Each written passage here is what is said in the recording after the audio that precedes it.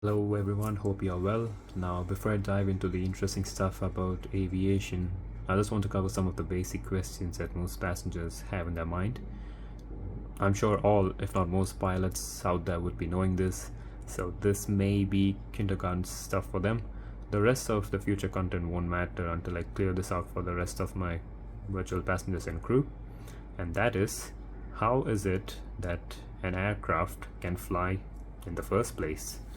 A human weighing 80 kilograms or 170 pounds can hardly have a second of air time. I'm not saying that all humans weigh 80 kilograms, but yeah, you get the picture. Whereas an aircraft like this Boeing 777, which weighs 350 tons or 750,000 pounds, when fully loaded, is able to spend hours in the air. And if you're wondering, this is a Jet Airways Boeing 777-300ER, which I will post a video on in the future. Yep. And if you guys guessed it right, the answer is in the wings. Now let's look at the wing from a different perspective. I want you guys to use some visualization here. So that means I'm going to cut the wing along this section, and we are going to have a look at its cross section from the side. Now I may have to center this, so Welcome to your imagination, guys. And no, I did not cut the wing. How can I cut the wing of a 777 with just a pair of scissors? Those things are huge, man. So I'll draw the cross section of the cut wing, and this is how it looks. So this is now known as an airfoil, and up front is the leading edge of the airfoil, and at the rear is the trailing edge of the airfoil.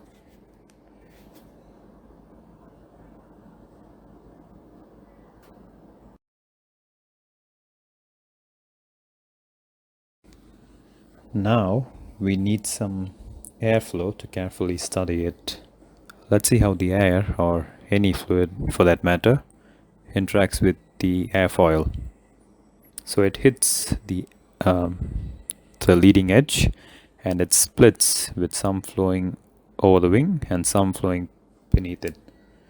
Now you must understand that the flow behaves somewhat differently on both sides due to the difference in contour or shape. Now this is an asymmetrical airfoil, the one see on most aircraft. So what that means is the top section has more curvature and is therefore slightly longer as compared to the bottom section. Over the wings, the air has unrestricted flow and even accelerates a bit. The reason being, as the air moves above the foil, it gets tangential initially. This motion is called upwash and causes the air to get compressed at the leading edge. Now, air, like any fluid, has viscosity. This forces the air to wrap around the wing and flow backwards, and that's called the Coand effect. And it's similar to when you place your hand under a faucet, where the water wraps and follows the contour of your hand rather than separating off from the start. So that's how it's supposed to look. And now we'll picture a garden hose, and if you just pinch it, the water comes out with a lot more force and velocity.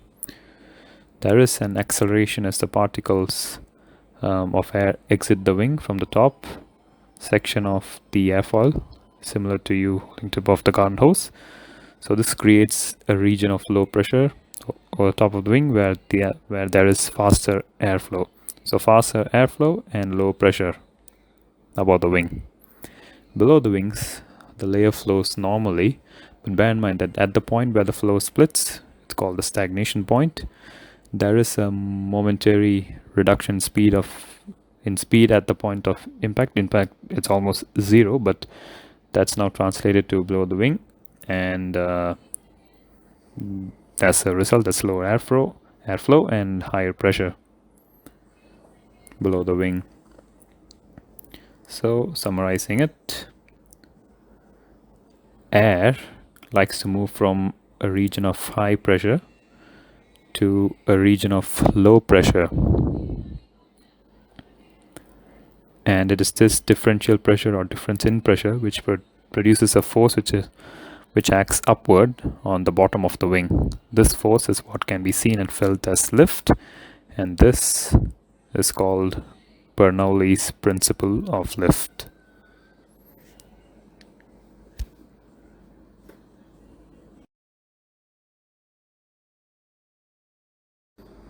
Now there is another side to the coin, and that would be Isaac Newton's third law of motion, which states that every action has an equal and opposite reaction. So let's picture the same wing or airfoil moving across the air. Draw the airflow, striking the leading edge with one section going over the wing as upwash and the rest flowing beneath the wing. Air is deflected as upwash, and now as the air exits from the trailing edge, it exerts a downward force. Now that downward force is counteracted by an upward reaction according to Newton's third law of motion, which acts upward on the wing, and that upward force is called lift. The downward force is called downwash and is caused by the inertia and resistance of the air to alter its direction after exiting at the trailing edge. Air as mass, the downwash is also supplemented by the formation of wingtip vortices. Now wingtip vortices are beyond the scope of this video, which is only lift generation. So I'll just take that out. And there you have it. But which one is correct? Some favor one over the other. As it turns out, they both are. They just use different approaches to tackle the same problem by filling in the gap for each other.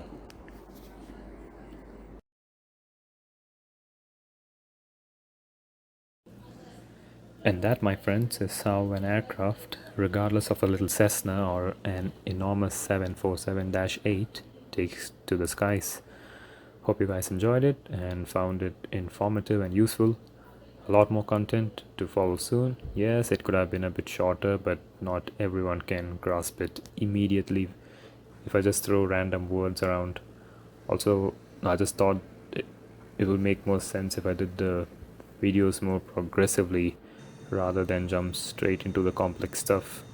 I am going to cover the basics first and increase the rate of climb eventually, and we'll also throw in some airline stuff here and there. So yeah guys, that's it for today. Thanks for watching till the end and have a great day.